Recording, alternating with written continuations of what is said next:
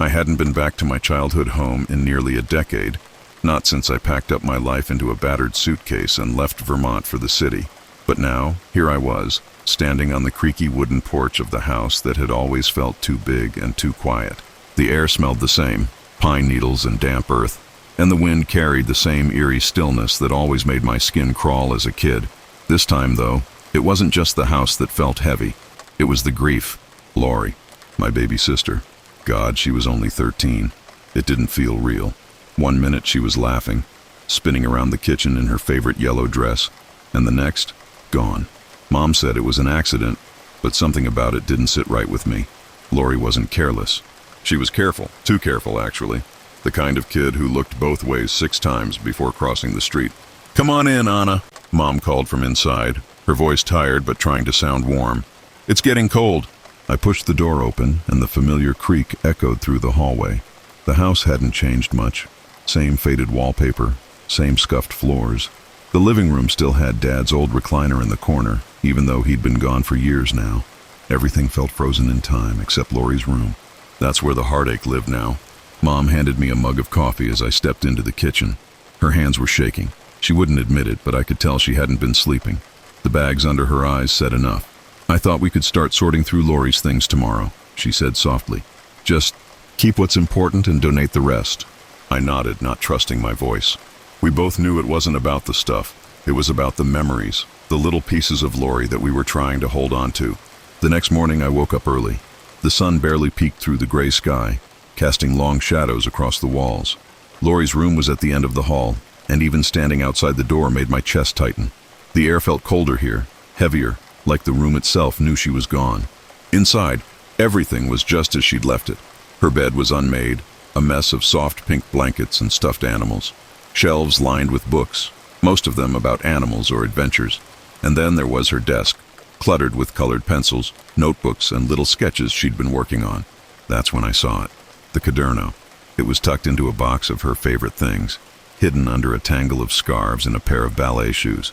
At first it looked ordinary enough, the kind of thing any kid might use to doodle in. But when I flipped open the cover, my stomach did a little flip.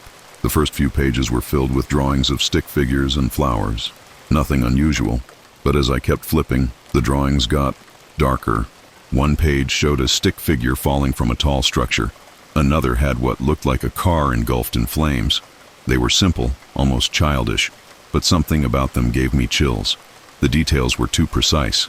The angle of the fall, the way the fire seemed to spread from the engine. And then it hit me. I knew these scenes. The man who fell from the scaffolding. That was Mr. Henderson, the neighbor who died just last month. And the burning car. That was the accident near the bridge, the one that made the news for weeks. My fingers trembled as I turned to the next page. My breath caught. It was a picture of the living room, our living room, with a figure lying on the floor. It wasn't detailed enough to make out a face, but something about it felt wrong, like it was waiting for me to figure it out.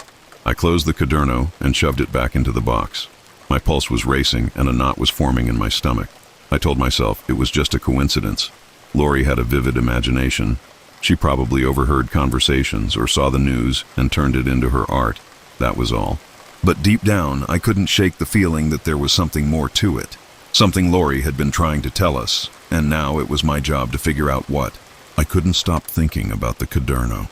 Even as I forced myself to go through Laurie's things, her clothes, her books, the little collection of seashells she'd gathered from our trips to the lake, it lingered in the back of my mind. The stick figures, the fire, the haunting familiarity of it all. No matter how much I tried to brush it off, something kept pulling me back. That night, I waited until Mom went to bed before slipping into Laurie's room again. The house was eerily quiet, the kind of silence that made every creak of the floorboards feel like a thunderclap. I kept telling myself I was being ridiculous, that there was nothing supernatural about a kid's drawings. But my hands still shook as I reached for the caderno. Sitting on Laurie's bed, I flipped through the pages again, slower this time. My pulse quickened with each turn. The falling man, the burning car, those were bad enough, but it was what came next that made my stomach twist into knots. One page showed a figure standing by a window, looking out at a dark shape in the yard. The next was a crude sketch of our kitchen, with something shadowy crouched in the corner. And then, there it was, another drawing of the living room, clearer than before. This time I could see more detail. The figure lying on the floor had long hair. My hair. I slammed the caderno shut and shoved it away from me like it was toxic. My heart was racing, and my breath came in shallow gasps. I told myself it didn't mean anything. It was just my imagination running wild. But the knot in my stomach told a different story. I needed answers. The next morning, over breakfast, I tried to bring it up with Mom. "Did Laurie ever say anything strange before she passed?" I asked, keeping my tone casual. Mom looked up from her coffee, her brow furrowed. "Strange? What do you mean?" "I don't know, like, did she ever talk about seeing things or drawing things?" She set her mug down and sighed, her fingers tracing the rim. "Laurie was always a little different, you know that. She had a vivid imagination. Sometimes she'd say she saw things in her dreams, things that felt real, but I just thought it was a phase." I hesitated. "Did she ever mention the caderno?" Mom's face paled. "The caderno? Oh, that thing. She found it in the attic a few months ago. I didn't think much of it, just some old notebook someone left behind. She loved it, though, said it made her feel inspired." "Inspired?" My throat tightened. "She was always drawing in it," Mom continued, "but after a while I started to notice she seemed different, quiet, almost like she was scared of something. I thought it was just growing pains, you know. I never thought." Her voice trailed off and she looked away, blinking back tears. I didn't press her. Instead, I decided to dig deeper on my own. That afternoon, I headed to the library. The town's library was small and smelled like old paper, but it had been my sanctuary growing up. If there was any place to learn about the house's history or the caderno, it was here. The librarian, Mrs. Thompson, greeted me with a warm smile. "Anna Carter, it's been years. What brings you back?" "Family stuff," I said vaguely, not wanting to explain. "I was wondering if you had any old records about the house. You know, who lived there before us."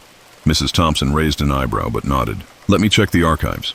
While she worked, I scanned the shelves aimlessly, my thoughts racing.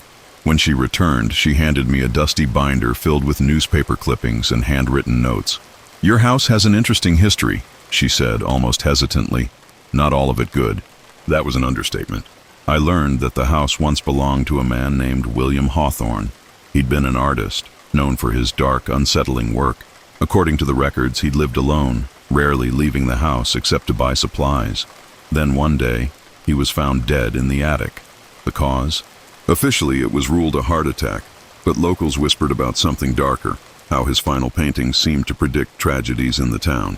My chest tightened as I read the descriptions of his art. They sounded disturbingly similar to Laurie's drawings. As I flipped through the binder, something slipped out. A grainy black and white photo of Hawthorne standing in front of an easel. In his hands, he held a sketch pad. My breath caught. The pad looked exactly like Laurie's caderno. I stared at the photo, my mind racing. If the caderno had been his, did that mean it was cursed? Possessed? The idea sounded ridiculous, but after everything I'd seen, I couldn't shake the thought. I returned home feeling more uneasy than ever.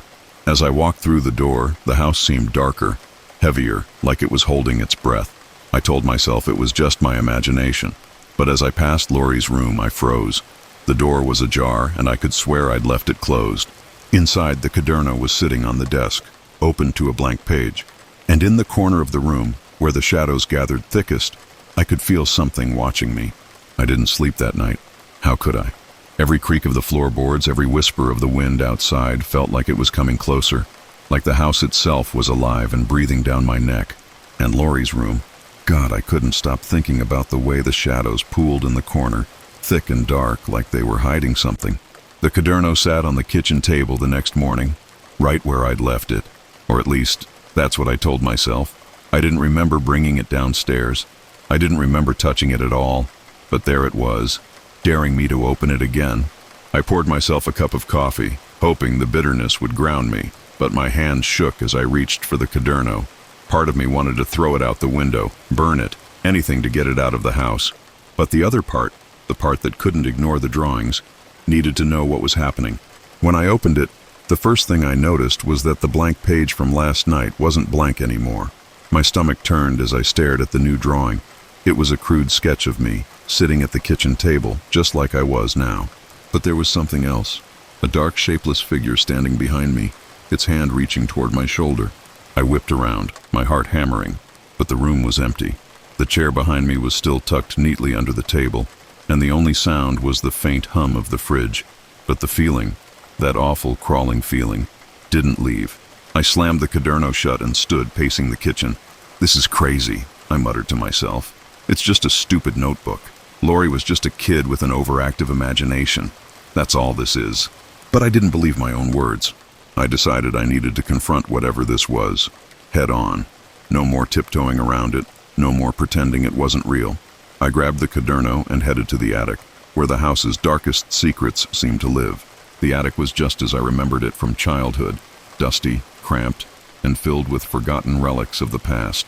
Boxes of old clothes, broken furniture, and stacks of yellowing newspapers filled the space. But it wasn't the clutter that caught my attention. It was the air. It felt heavier here, colder, like the space was pressing down on me. I set the caderno down on an old trunk and started searching, digging through the piles of junk for anything that might give me answers. And then I saw it, a painting shoved behind a stack of boxes, its canvas torn at the edges. I pulled it out, brushing away the dust, and froze. The painting was of a man, William Hawthorne, the artist who had lived here before us. He was sitting at an easel, sketching in what looked like the same caderno I now held in my hands. But it wasn't Hawthorne that made my blood run cold. It was the figure behind him, a dark, looming shadow with glowing eyes. I stumbled back, almost knocking over a stack of boxes. My heart raced as I pieced it together. This wasn't just a curse or a coincidence. Whatever this thing was, it had been here for decades, maybe longer, latching onto Hawthorne, then Laurie, and now me.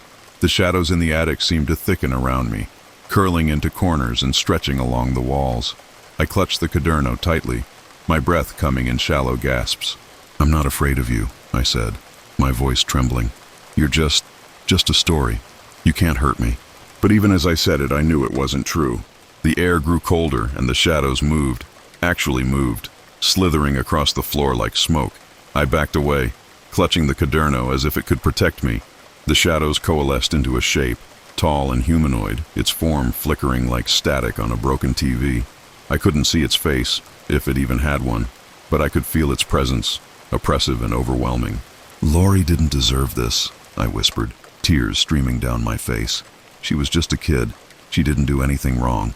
The figure didn't respond, but the room filled with a low, guttural sound, like a growl mixed with static. The caderno in my hands grew hot, almost burning, and when I looked down, the pages were flipping on their own. I dropped it, but it didn't stop. The caderno landed open on the floor, and the pages filled with new drawings, faster than I could process. Each one showed me, running, hiding, screaming, and then, finally, lying still. "No," I choked out. "No, I'm not going to let this happen." I grabbed the caderno and bolted out of the attic, slamming the door behind me. I didn't stop running until I reached Laurie's room. The shadows seemed lighter here, less oppressive, and for a moment I thought I could breathe again. But when I looked at the caderno, the last page had already been drawn. It was me, standing in Laurie's room, holding the caderno, and behind me, the dark figure loomed, its hand reaching for my shoulder. I stood frozen in Laurie's room, staring at the final drawing in the caderno. My breath came in short, panicked bursts as I felt the weight of the moment press down on me. It wasn't just the drawing, it was the undeniable truth staring me in the face. This thing, whatever it was, had been waiting for me all along. Laurie hadn't stood a chance, and now it was my turn. The air in the room grew colder, almost biting. The familiar scent of Laurie's lavender perfume mixed with something foul, something rotten. I could feel it behind me, just like in the drawing, but I couldn't bring myself to turn around. My legs felt like they were made of stone, my body locked in place by fear. I clutched the caderno tightly, my knuckles white against its worn cover. "You want me?" I whispered, my voice trembling but defiant. "Fine, but I'm not going down without a fight." With every ounce of courage I could muster, I spun around, ready to face whatever horror was looming in the shadows. The figure was there, tall, dark, and shapeless, its edges flickering like smoke in the wind. Its presence was overwhelming, suffocating, but I refused to let it win. "This ends now," I said through clenched teeth. I ran to Laurie's desk, grabbing the matches she used to light the candles she loved so much. My plan was desperate, maybe even foolish, but it was all I had. I flicked the match, the small flame flickering in the icy air. The caderno seemed to shudder in my hands, as if it knew what was coming. The figure lunged toward me, its shadowy form stretching across the room with impossible speed. My instincts screamed at me to run, but I held my ground. With a shout, I dropped the lit match onto the caderno. The fire caught instantly, flames licking at the pages with unnatural speed. The air filled with the acrid smell of burning paper, and for a moment, I thought I'd won. But then the flames turned black, twisting and writhing as if alive. The room erupted in a whirlwind of shadows and smoke, the walls trembling as the entity screamed, a guttural, otherworldly sound that made my ears ring and my chest tighten. I staggered back, watching in horror as the flames spread from the caderno to the walls, devouring everything in their path. The room was collapsing into chaos, and the shadows were everywhere, coiling around me, pulling me down, and then silence. When I opened my eyes, I was lying on the floor of Laurie's room. The caderno was gone, along with the flames and the shadows. The room looked untouched, as if nothing had happened. But the air was different now, lighter, almost peaceful. I sat up, my hands shaking. Was it over? Had I destroyed it? That's when I saw it. On Laurie's desk, where the caderno had been moments ago, sat a single sheet of paper. My heart sank as I picked it up. It was a new drawing. It showed me standing in the middle of the room, holding the paper, and behind me, the dark figure loomed once more. "No," I whispered, tears streaming down my face. "No, this can't be." I turned slowly, dreading what I might see, but there was nothing there. The room was empty, silent. I let out a shaky breath, clutching the paper in my hands. Maybe the entity was gone. Maybe it was just one last trick to scare me. But deep down, I knew the truth. The caderno wasn't just an object. It was a force, a presence that couldn't be destroyed. I had tried to break the cycle, but it had already claimed me, just as it had claimed Laurie. I walked out of the room, leaving the paper behind on the desk. As I stepped into the hallway, I heard a faint sound, a soft scratching, like a pencil moving across paper. I didn't look back. I stood frozen in Laurie's room, staring at the final drawing in the caderno. My breath came in short, panicked bursts as I felt the weight of the moment press down on me. It wasn't just the drawing, it was the undeniable truth staring me in the face. This thing, whatever it was, had been waiting for me all along.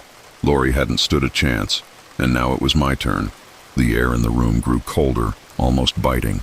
The familiar scent of Laurie's lavender perfume mixed with something foul, something rotten. I could feel it behind me, just like in the drawing, but I couldn't bring myself to turn around. My legs felt like they were made of stone, my body locked in place by fear. I clutched the caderno tightly, my knuckles white against its worn cover. "You want me?" I whispered, my voice trembling but defiant. "Fine, but I'm not going down without a fight." With every ounce of courage I could muster, I spun around, ready to face whatever horror was looming in the shadows. The figure was there, tall, dark, and shapeless, its edges flickering like smoke in the wind. Its presence was overwhelming, suffocating, but I refused to let it win. "This ends now," I said through clenched teeth. I ran to Laurie's desk, grabbing the matches she used to light the candles she loved so much. My plan was desperate, maybe even foolish, but it was all I had. I flicked the match, the small flame flickering in the icy air. The caderno seemed to shudder in my hands, as if it knew what was coming. The figure lunged toward me, its shadowy form stretching across the room with impossible speed. My instincts screamed at me to run, but I held my ground. With a shout, I dropped the lit match onto the caderno. The fire caught instantly, flames licking at the pages with unnatural speed. The air filled with the acrid smell of burning paper, and for a moment, I thought I'd won. But then the flames turned black, twisting and writhing as if alive. The room erupted in a whirlwind of shadows and smoke, the walls trembling as the entity screamed, a guttural, otherworldly sound that made my ears ring and my chest tighten. I staggered back, watching in horror as the flames spread from the caderno to the walls, devouring everything in their path. The room was collapsing into chaos, and the shadows were everywhere, coiling around me, pulling me down, and then silence. When I opened my eyes, I was lying on the floor of Laurie's room. The caderno was gone, along with the flames and the shadows. The room looked untouched, as if nothing had happened. But the air was different now, lighter, almost peaceful. I sat up, my hands shaking. Was it over? Had I destroyed it? That's when I saw it. On Laurie's desk, where the caderno had been moments ago, sat a single sheet of paper. My heart sank as I picked it up. It was a new drawing. It showed me standing in the middle of the room, holding the paper, and behind me, the dark figure loomed once more. "No," I whispered, tears streaming down my face. "No, this can't be." I turned slowly, dreading what I might see, but there was nothing there. The room was empty, silent. I let out a shaky breath, clutching the paper in my hands. Maybe the entity was gone. Maybe it was just one last trick to scare me. But deep down, I knew the truth. The caderno wasn't just an object. It was a force, a presence that couldn't be destroyed. I had tried to break the cycle, but it had already claimed me, just as it had claimed Laurie. I walked out of the room, leaving the paper behind on the desk. As I stepped into the hallway, I heard a faint sound, a soft scratching, like a pencil moving across paper. I didn't look back. The next morning, Mom found the caderno back on Laurie's desk. Its pages were blank, pristine, as if nothing had ever been drawn. But when she flipped to the last page, her breath caught. It was a drawing of her, sitting in the living room, the caderno in her lap, and in the shadows behind her, the figure waited.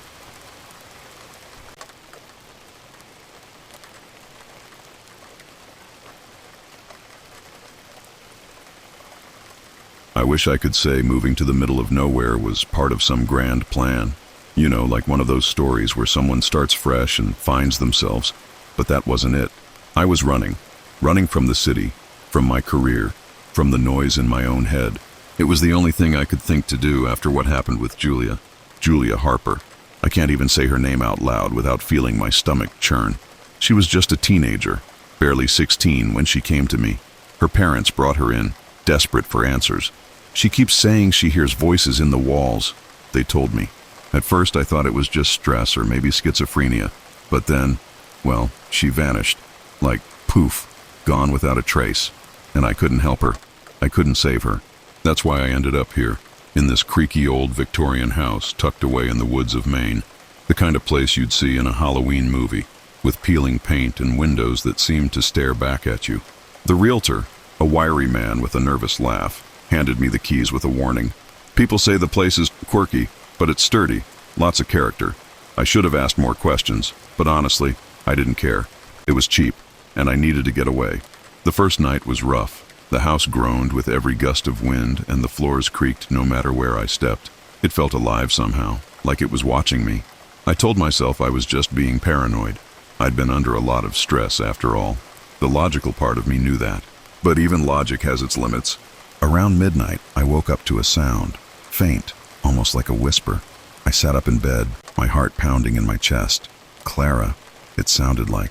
Just my imagination, I thought. Houses like this made noises. Old pipes, wind slipping through cracks, that sort of thing. I forced myself to go back to sleep, convincing myself I was just jumpy. The next morning I decided to explore the house a little more.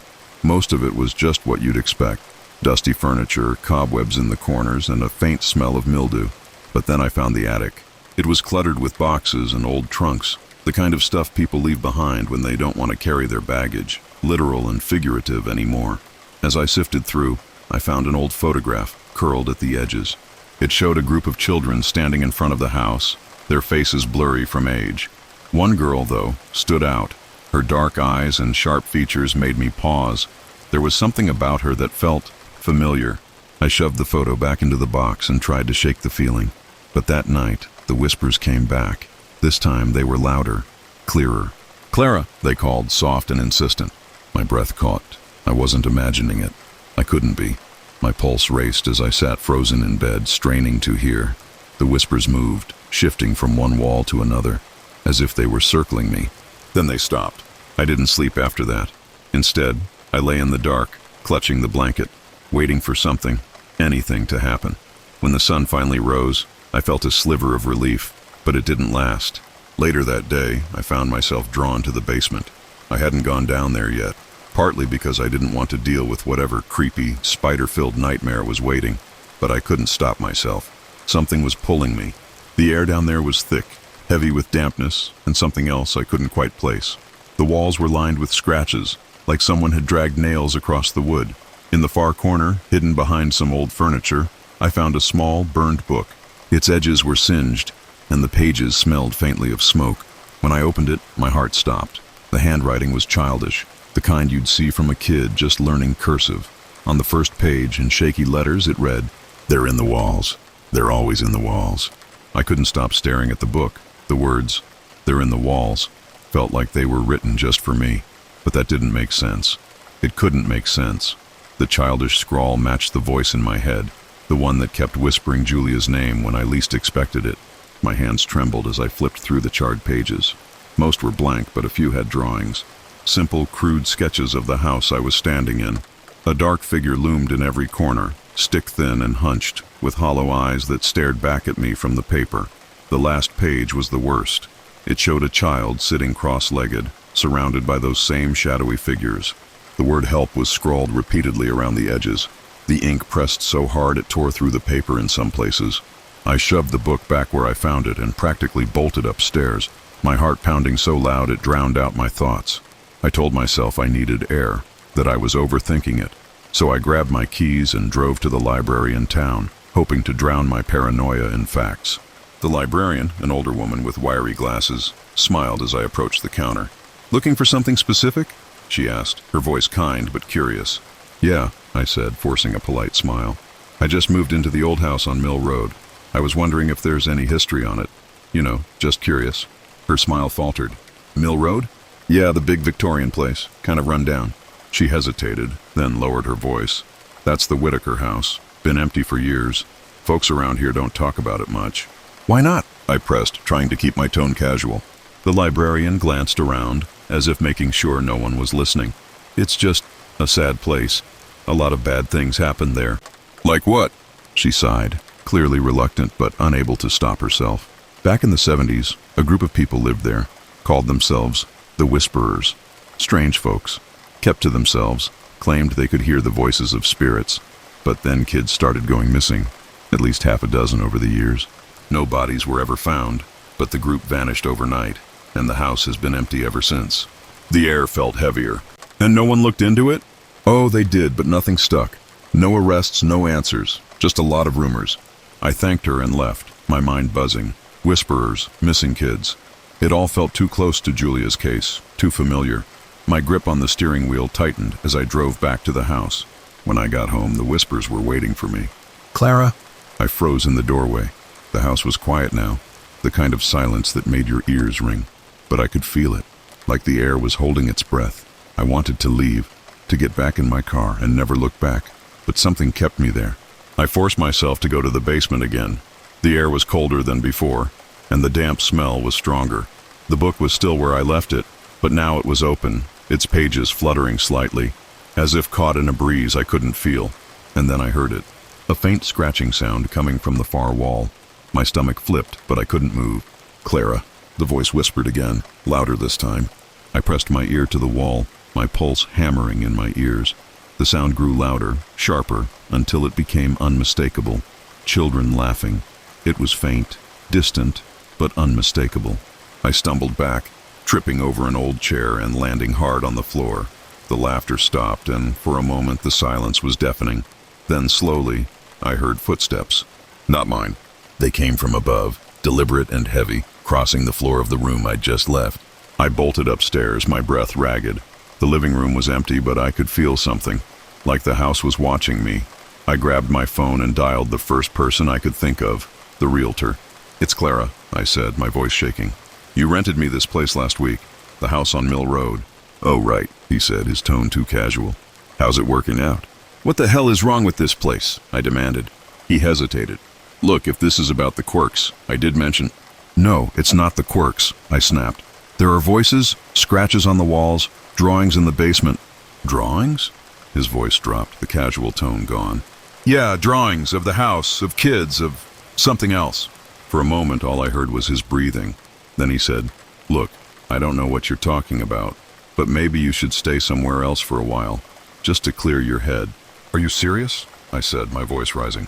He didn't answer. The line went dead. I stared at my phone, my hands trembling. The walls felt like they were closing in, the air too thick to breathe. I didn't know what was happening, but one thing was clear. I wasn't leaving. Not yet. I spent the rest of the day pacing the house, my thoughts spiraling in every direction. Leaving wasn't an option. Not now. Whatever was happening here, it had its claws in me. I couldn't just walk away from it. Not until I understood what was going on. That night, the house seemed to breathe.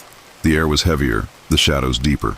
Every creak of the floorboards felt deliberate, like the house was shifting under my weight. I tried to distract myself, curling up on the couch with an old blanket and a book I found in the attic. But the whispers wouldn't let me. It was louder now, closer. I froze, clutching the blanket, my pulse racing. The sound wasn't coming from the walls anymore. It was right behind me. I whipped around, expecting to see what? Something, someone. But the room was empty. Enough, I muttered, standing up so fast the blanket fell to the floor. I wasn't going to let this house toy with me anymore. If it wanted to show me something, then fine. I was done being scared. Grabbing a flashlight, I headed to the basement. My footsteps echoed on the creaky stairs, and with each step, the air grew colder. The scratching noise from the night before was back, faint but constant.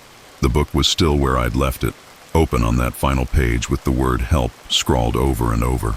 The scratching grew louder as I approached the far wall. My breath caught when I noticed something I hadn't before. A faint outline of a door, hidden beneath layers of peeling paint and grime. I ran my fingers along the edge, finding a small latch that gave way with a groan. The door swung open, revealing a narrow passageway. My flashlight flickered, and for a moment I hesitated, but the whispers were pulling me, leading me deeper. The passage was tight and smelled of earth and rot. The air felt alive, vibrating with an energy I couldn't explain. At the end of the tunnel, I found a room. It was small and circular, the walls lined with symbols I didn't recognize. In the center was a crude altar made of stone, surrounded by what looked like children's toys. Dolls with missing eyes, tiny shoes, and torn stuffed animals. My stomach churned as I realized what this was. A place of sacrifice. The whispers grew deafening. "Clara, come closer." I felt a pull, like invisible hands were dragging me toward the altar. My flashlight flickered again, then died completely, plunging the room into darkness. "Show yourself," I shouted, my voice trembling. "What do you want from me?" A laugh echoed through the room, high-pitched and childlike. My skin crawled as a shadow began to take form in front of me. It wasn't human. Its limbs were too long, its face featureless except for hollow, gaping eyes. "You were one of us," it whispered, its voice echoing inside my head. "You belong here." "No," I said, backing away. "I don't know what you're talking about." The shadow moved closer, its form twisting and writhing like smoke. "You've forgotten," it hissed. "But we remember. We remember everything." Memories started to flood my mind. Flashes of children crying, of chants echoing in the night. And then I saw her, a young girl with dark hair, sitting in a circle of other children. She was me. I staggered back, my hands clutching my head as the memories overwhelmed me. I remembered running, escaping this house as a child. I remembered the feeling of cold hands grabbing at me, trying to drag me back. "No!" I screamed. "This isn't real!" The shadow laughed again, its voice like nails on a chalkboard. "You can't escape. You never could." The walls began to close in, the symbols glowing with an eerie red light. I stumbled to my feet, my instincts screaming at me to run. But before I could move, the toys on the floor began to shift. Dolls turned their heads, their empty eyes locking onto me. "We've been waiting for you," they whispered in unison. I grabbed a loose rock from the altar and swung it wildly, smashing one of the dolls. The whispers turned to screams, and the shadow recoiled, its form flickering like a dying flame. "You can't leave," it snarled. "Watch me," I snapped, running for the tunnel. The walls seemed to stretch and twist as I ran, the air thick with the cries of the children. Hands reached out from the darkness, clawing at my arms and legs, but I pushed forward, refusing to stop. When I burst into the basement, I slammed the hidden door shut behind me, my chest heaving as I tried to catch my breath. But the whispers were still there, faint but persistent. I knew what I had to do. This house had to burn. The house was alive, and it wasn't going to let me go easily. I knew that now. Every creak of the floorboards, every shadow that danced in the corners, every whisper that called my name, they were all pieces of the same malevolent force, and it wanted me. My hands shook as I poured gasoline from an old can I'd found in the shed. The acrid smell filled the air, mixing with the damp, musty odor of the house. Every room I entered felt heavier, like the walls were closing in. I could feel the house resisting, almost as if it knew what I was about to do. "Clara?" The voice was louder now, echoing from the walls, the floor, the very air around me. "You can't leave us," it hissed. "You're ours." "No," I muttered, striking the first match. My voice was hoarse, barely above a whisper. Not anymore. The flame caught instantly, igniting the trail of gasoline I'd left behind. It spread quickly, crawling up the walls like fiery vines. The heat was immediate, pressing against my skin as the flames roared to life. But the whispers didn't stop. "You'll burn with us!" the voices cried, their tone shifting from pleading to enraged. The floor beneath me groaned, and I felt the vibrations of something, no, someone, moving. The shadows in the corners of the room began to shift and stretch, forming twisted shapes that clawed at the edges of the firelight. "You can't destroy us!" the voice snarled, louder now, reverberating in my chest. I stumbled back, my heart hammering as a figure emerged from the smoke, a shadowy form with impossibly long limbs and hollow, glowing eyes. It loomed over me, its presence suffocating. "You were one of us," it hissed, stepping closer. "You were ours, and you left them to die." The words hit me like a punch to the gut. Flashes of memories surged forward, unbidden and raw.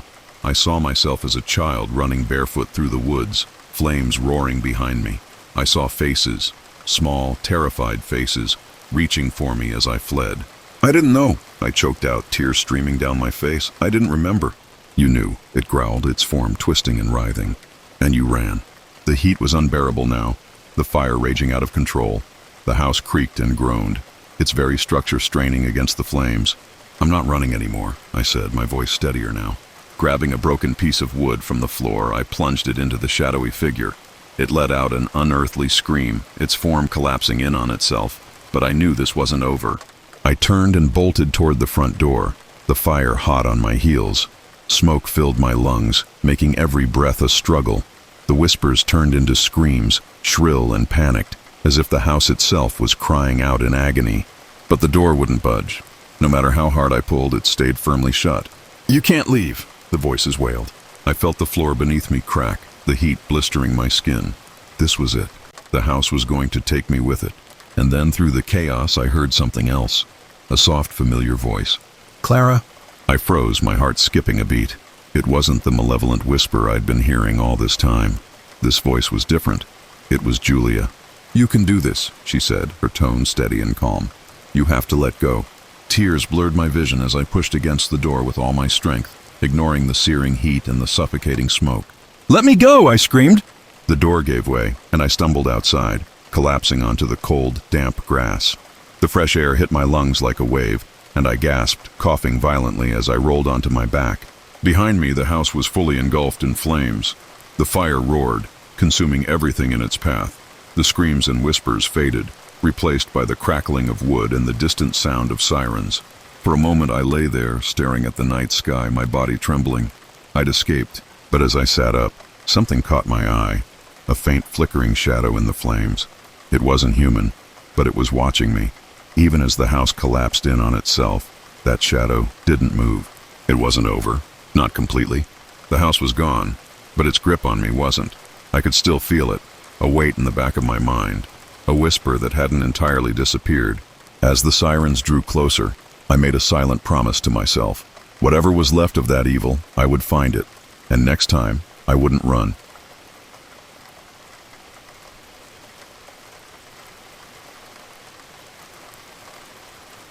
I still don't know why I agreed to take the job at Blackthorn Manor. Maybe it was the money. Restoration gigs don't exactly pay well unless you land a big one like this. Or maybe it was the challenge. The owner, Margaret Whitmore, described the piece as irreplaceable, which is the kind of thing that gets under your skin when you're a perfectionist like me. Either way, I was already in too deep by the time I stepped through the wrought iron gates of the estate.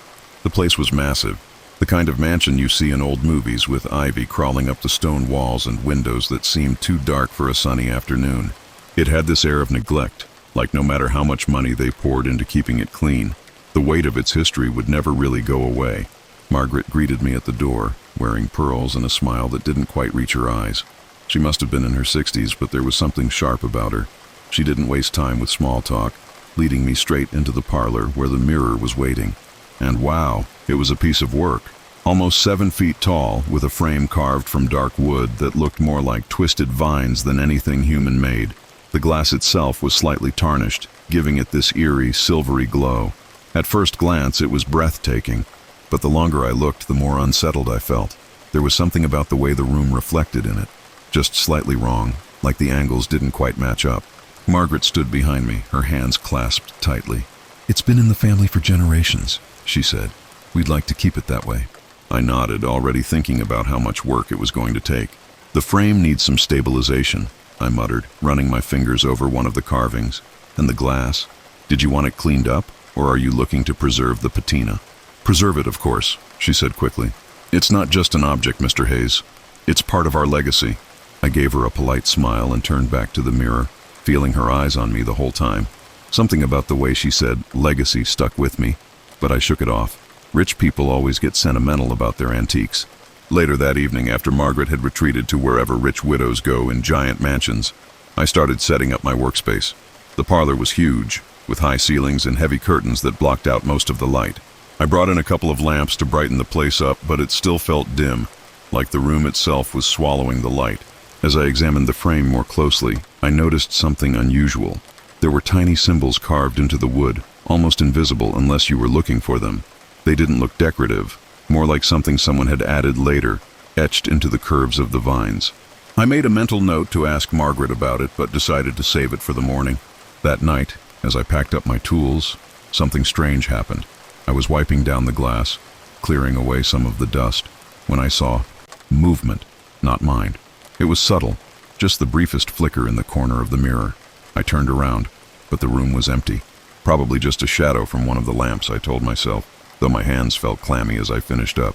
Before heading to bed, I ran into Mrs. Thorne, the housekeeper. She was a short, wiry woman with sharp features and a voice like gravel. When I mentioned the symbols on the frame, she stopped mid-step, her face tightening. "Best not to ask too many questions," she said, her tone clipped. "That mirror's seen more than it should have." I laughed nervously, expecting her to do the same, but she just shook her head and walked away. Back in my room, I couldn't stop thinking about what she said. Seen more than it should have. What the hell did that mean? I tried to brush it off as old housekeeper superstitions, but when I closed my eyes, all I could see was the mirror. Its twisted frame, its dull glass, and that flicker of movement that didn't belong. I couldn't stop thinking about that inscription. Preserve the seal, or the reflection devours all. It sounded like something out of a bad horror movie, but there it was, etched into the wood as if it were some kind of warning. I told myself it was probably just decorative, something dramatic to fit the Victorian style. But the more I thought about it, the less convinced I was. The morning light did little to make the parlor feel less oppressive. The heavy curtains kept most of the sun out, and the faint musty smell seemed stronger in the daylight. I set up my tools again, determined to focus on the task at hand, but the mirror had other ideas. As I polished the frame, my eyes kept drifting to the glass. There was something about it that pulled me in, like it was begging to be looked at. I caught my reflection staring back, normal enough except something wasn't quite right. I moved my hand to wipe a smudge, and for a split second my reflection lagged behind. It was so quick that I almost didn't notice, but it sent a shiver down my spine. I stepped back, shaking my head. "It's just the glass," I muttered. "Old, uneven, makes things look strange." But it didn't feel like just the glass. By late afternoon, I needed a break. I left my tools scattered across the floor and wandered into the library. Margaret had mentioned it briefly, saying I'd find records of the family's history there if I was interested. It was as grand as you'd expect from a house like this. Rows of towering shelves, leather-bound books that looked like they hadn't been touched in decades, and a faint smell of old paper. I scanned the shelves, not really sure what I was looking for, until a small leather journal caught my eye. It was tucked away in a corner, half hidden behind a row of other books. The spine was cracked, the leather soft from years of use.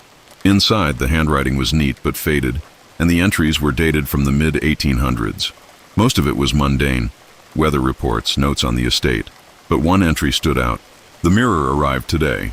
Eleanor says it is a gift, though I cannot shake the feeling that it has brought something with it. She insists it is an heirloom, but the symbols carved into its frame speak of things better left untouched. The servants refuse to clean the room it rests in, claiming they hear whispers when they draw near. I dare not mention this to Eleanor for fear of her wrath." The name Eleanor was underlined several times, and I couldn't help but wonder who she was. Margaret had never mentioned her, but it was clear she had some connection to the mirror. When I returned to the parlor, the room felt colder. My tools were exactly where I left them, but the air had a heaviness that wasn't there before. I stood in front of the mirror, gripping the journal tightly. The words from the entry echoed in my mind. "It has brought something with it." "All right," I said aloud, trying to steady myself. "Let's see what else you're hiding." I knelt in front of the frame, running my fingers along the carvings. The symbols were intricate, almost hypnotic, and the more I looked at them, the more they seemed to shift under my gaze. As I worked, I noticed a small, almost imperceptible seam near the base of the frame. With a little pressure, a hidden compartment popped open, revealing something wrapped in faded cloth. My hands shook as I unwrapped it. Inside was a small, yellowed bone, too small to belong to an adult, and a strip of fabric stained dark with something I didn't want to think about. My stomach turned as I stared at the objects, the reality of what I was holding sinking in. Suddenly the air in the room shifted. The faint chill I'd felt before turned into an icy grip, and the light from the lamps flickered. I stood, shoving the cloth and bone into my pocket as the mirror's surface began to ripple, like water disturbed by a pebble. And then I saw it. My reflection wasn't just lagging anymore. It was moving on its own. It raised a hand, slowly, deliberately, while I stood frozen in place. My chest tightened as its mouth twisted into a grin that didn't belong to me. "What the hell?" I whispered, backing away. My voice echoed faintly, like the room itself was mocking me. The reflection tilted its head, its dark eyes locking onto mine, and then it mouthed something. I couldn't hear the words, but I didn't need to. I felt them, like a cold whisper crawling up my spine. "Help me." I stumbled out of the room, slamming the door behind me. My breath came in short gasps as I leaned against the wall, clutching the journal like a lifeline. I didn't sleep at all after seeing my reflection grin at me. The house felt alive that night, groaning, creaking, and whispering in ways I couldn't explain. Every shadow seemed to stretch longer, and every mirror felt like it was watching me. By the time the sun rose, I was barely holding it together, my hands trembling as I clutched the journal I'd found. I knew I couldn't ignore this anymore. Something was wrong with that mirror, and whatever it wasn't going to stop. I needed answers. Margaret was in the dining room when I found her, sipping tea like nothing was out of the ordinary. She looked up when I entered, her expression unreadable. "Raphael," she said, her tone polite but distant. "You look terrible. Is something the matter?" I didn't bother with small talk. "Who was Eleanor?" I asked, holding up the journal. "And what the hell is going on with that mirror?" Her face fell, the color draining from her cheeks. For the first time since I'd met her, she looked truly rattled. "Where did you get that?" she whispered. "In the library," I snapped. "You knew this mirror had a history, didn't you? You knew, and you didn't tell me." She set down her teacup, her hands shaking slightly. "Eleanor Blackwood was an ancestor of mine," she said quietly. "The mirror belonged to her. But you have to understand, the stories, they're just that, stories." I slammed the journal down on the table. "Stories don't explain what I've been seeing. The reflection moves on its own. It smiles at me, Margaret. And last night, it followed me." Her eyes widened, but she didn't respond. I leaned in closer, lowering my voice. "What aren't you telling me?" After a long pause, she sighed. "Eleanor was accused of witchcraft," she admitted. "The mirror was part of the evidence used against her, but the family always believed she was innocent, that she was a victim of fear and superstition. That doesn't explain the symbols on the frame," I said, "or the bone I found inside it." Her expression darkened. "What bone?"